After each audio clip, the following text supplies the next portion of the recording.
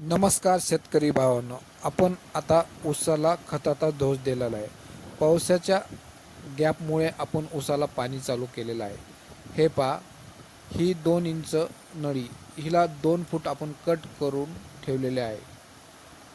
आता ही नळी आपण ऊसाच्या सरीमध्ये मधोमध फिट करणार आहोत.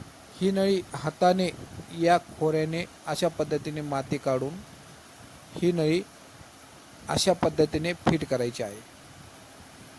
हे पहा, आता मी त्याच्यावर माती टाकीत आहे.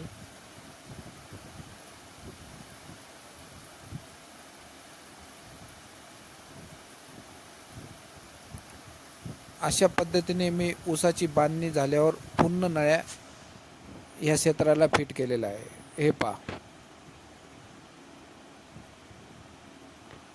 ह्या ऊसाच्या सरीमध्ये तुम्हाला नळ्या फिट केलेल्या दिसत आहे.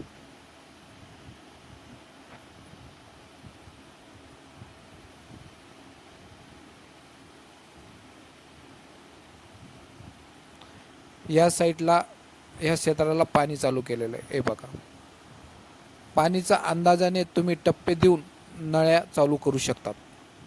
हे पहा, ह्या 2च्या नळीतून अशा पद्धतीने पाणी चालतं.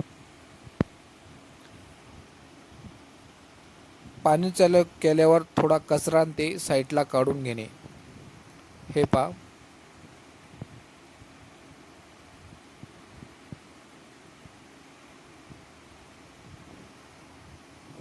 ह्याच्यामुळे सरी मूर आणि चांगल्या पद्धतीने भिजते.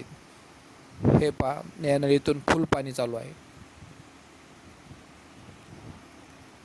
आणि सरी भिजल्यावर पाणी कशा पद्धतीने बंद करायचं, हे चिखलचा गोळा करून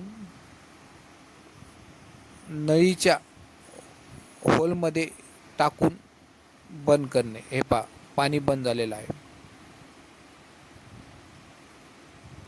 अशा पद्धतीने तुम्ही ऊस भिजू शकतात. मूर व्हिडिओवर लाईक आणि सबस्क्राईब करा.